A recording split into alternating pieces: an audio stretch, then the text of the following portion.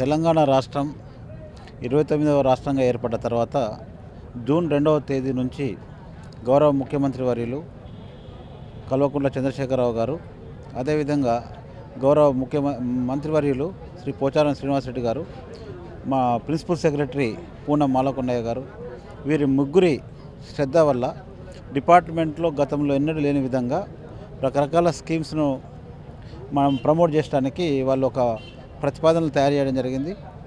మన భారతదేశంలో ఉన్న యూనివర్సిటీస్ అన్నిటితోటి horticulture universities, horticulture research stations తోటి అనుసంధానం చేసుకొని నూతన విధానాలన్నింటినీ తెలుసుకొని అక్కడ చూసిన తర్వాత ఏ విధానాలు నూతన విధానాలు ఏవైతే తెలంగాణ రాష్ట్రానికి ఉపయోగపడతాయో ఇక్కడ రైతులకు అవి చక్కగా ఇంప్లిమెంట్ చేయాలనే ఆలోచనతోటి చాలా కొన్ని స్కీమ్స్ని అక్కడ తీసుకొని కొన్ని రకాల మొక్కల్ని కూడా వివిధ రకాల మొక్కల్ని, పండ్ల మొక్కల్ని, మామిడిలో దశేరి 35 వెరైటీని లక్నో నుంచి తీసుకురావడం జరుగుతుంది. అదేవిధంగా జామాలో కూడా లలిత్ వెరైటీ ఒకటి, తర్వాత సిఎస్ఎస్ 35 వెరైటీ ఒకటి, తర్వాత సీడ్లెస్ జామా ఒకటి, ఈ వెరైటీస్ థై గోవా ఈ వెరైటీస్ అన్నీ తీసుకొచ్చి ఇక్కడ meadow system of Goa plantation కూడా పెద్ద ఎత్తున టేకప్ చేసేసి ఫ్యూచర్లో ప్రాసెసింగ్ ఇండస్ట్రీస్ డెవలప్ చేయడానికి మన ప్రతిపాదనలు చేయడం జరుగుతూ ఉంది.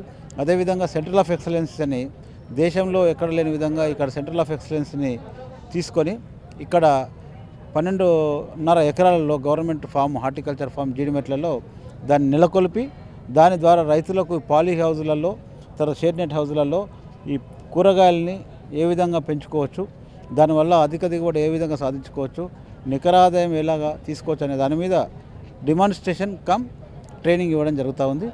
అక్కడ కూడా మన ప్రో ట్రైబ్ నర్సరీ సిస్టమ్ని డెవలప్ చేసేసి అక్కడ నుంచి కూడా క్వాలిటీ సీడ్లింగ్స్ అక్కడ డెవలప్ చేసేసి అక్కడ నుంచి రైతులకు సబ్సిడీ మీద ఇవ్వాలని చెప్పేసి ప్లాన్కి చేరుకోవడం జరిగింది.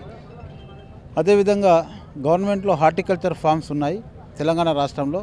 తెలంగాణ రాష్ట్రంలో ఉన్న హార్టికల్చర్ ఫార్మ్స్ అన్నింటినీ కూడా మోడల్ హార్టికల్చర్ ఫార్మర్స్ ట్రైనింగ్ స్కూల్స్లా కన్వర్ట్ చేసేసి అక్కడ మంచి మంచి వెరైటీస్ని తీసుకొచ్చి ఆ వెరైటీస్ అన్నింటినీ అక్కడ ప్రొపగేట్ చేసేసి రైతులకు అక్కడ వాటన్నిటిని మోడల్ హార్టికల్చర్ ఫార్మర్స్ ట్రైనింగ్గా కన్వర్ట్ చేసి అక్కడ ట్రైనింగ్ ఇచ్చిన తర్వాత రైతులకు అక్కడ నుంచి పండ్ల మొక్కలు కూడా సరఫరా చేయడానికి ప్రణాళికలు సిద్ధం చేశాం. అట్లనే దానిలో భాగంగా వికారాబాద్ హార్టికల్చర్ ఫామ్ని మోడల్గా పైలట్గా తీసుకోవడం జరిగింది.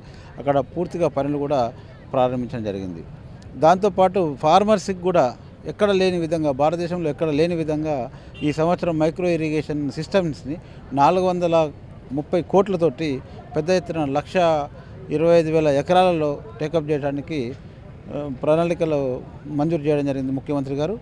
దాంట్లో భాగంగా 100% సబ్సిడీ మీద ఎస్సీ ఎస్టీ రైతులకు, 90% సబ్సిడీ మీద బీసీ రైతులకు, 80% సబ్సిడీ మీద మన అదర్ కాస్ట్ ఫార్మర్స్కి అప్ టు 5 హెక్టార్స్ వరకు ఆ లిమిట్ పెట్టేసి ఇవ్వడం జరుగుతూ ఉంది. దేశంలో 5 హెక్టార్ల వరకు తర్వాత ఈ టైప్ ఆఫ్ సబ్సిడీ ఎక్కడ లేదు. ఒక తెలంగాణ రాష్ట్రంలో రైతులను ఆదుకోవాలనే ఆలోచనతోటి, మంచి సదుద్దేశంతో ఈ ప్రణాళిక చేపట్టడం జరిగింది.